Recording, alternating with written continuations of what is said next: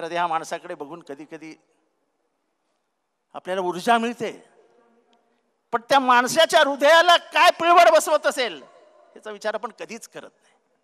आपण त्यांना फक्त वापरतो. नाणं घासतोय, आपण घासतो आपल्या फायद्यासाठी.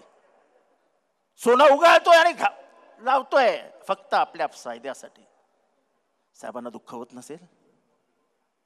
साहेबांना हृदय नाहीये? साहेबांना भावना नाही आहेत?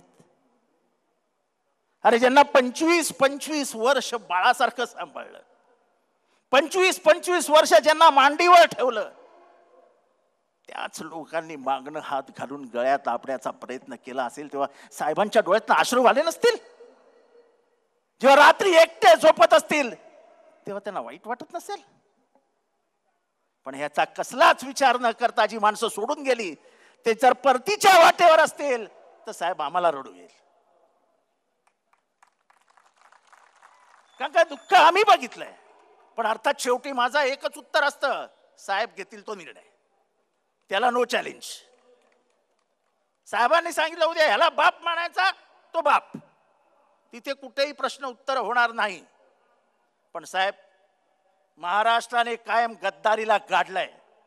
मग तो कृष्णाजी खोपडे असो नाही तर सूर्याजी पिसाळ असो, या औलादींना महाराष्ट्राने माफ केलेलं नाही हे या निवडणुकीत महाराष्ट्राच्या जनतेने दाखवून दिलंय. आणि म्हणून साहेब महाराष्ट्राची परिस्थिती आता तरी चांगली आहे.